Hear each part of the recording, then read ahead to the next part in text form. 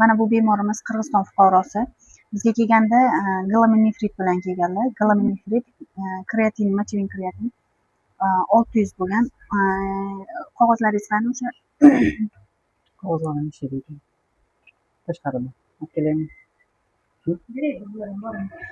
Formalarning qog'ozlarini tashqarida. Kreatinin 600 bo'lgan. Kreatin 600, biologin 3300 bilan kelganman. 3300 bilan birga 2 yildan beri 3300 dan tushmaydi-da. Pensiyaga o'tsam ham, boshqa bo'lsam ham. Mana bu og'riq bilan men 10 yildan beri og'riyman. Pensiyalarga yotib, boshqa bormagan joyim qolmadi. Pensiyaga yotib, o'sha diagnoz deganda men diagnoz olmaslik maqsadida shu shifo topaman deb sizlarga keldim.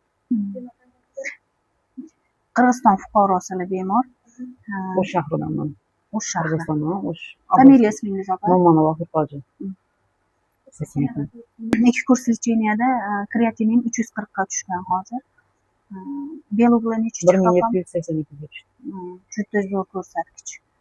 Juda zo'r ko'rsatkich bu ko'rsatkich. Bu tushmagan darajaga tushsa ham boshida menda 30 tushdi xolos birinchi kursdachi. Men ishonmasdan uni ichmay men dadam majburiyatini ostida 10 kun ichdim.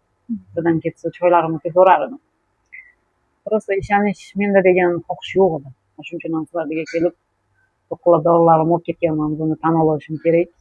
Shuncha dorilardan shifo bo'lmagan, shu cho'plardan shifo bo'ladimi deb men to'g'risi ishonmaganman bu narsaga. Avvalambor Alloh sizlar sababli shu natijaga yetdim men. Bu yerda haqqoniy rost gapni gapirish kerak. Avvalambor Alloh shifoni sizlar sababli berdi.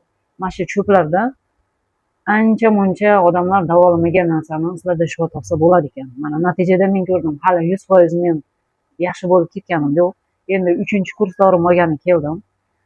Inshaalloh buni hali davom ettirish kerak. Lekin 2 kurs natijamda men ancha o'zgarishni ko'rdim. Men ovqat yemas edim. Davleniyam 200 dan oshiq edi. Umuman appetit yo'q, quvvat yo'q. Hech qancha yurmasdim. Ikkita odam yonimda ko'tarib yurardi meni.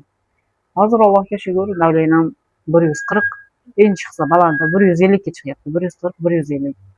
Ovqat yeyishim yaxshi, ishtahalarim zo'r. Sekin-sekin o'zim normal ish qilishni boshladim. Движение qilyapman sekin-sekin. Oldin qimillamay yotardim. Ertalabdan kechgacha na yeyish bor, na ichish bor. Dunyoga qiziqishim yo'q inson edim. Allohga shukr, hamma narsa sekin-sekin iziga kelyapti. Kattakon rahmat sizlarga ham. Allohim ishlaring bundan ham muvaffaqiyatli bo'lsin. Bemorlar hammasi shifo topib ketsin. Avvalambor Alloh omadlaringni bersin. Hammalaringga rahmat. Tan-jonlaringiz sog' bo'lsin. Sog' bo'ling. Alloh shifosini bersin sizga. Bolalaringiz baxtiga sog' bo'ling opa.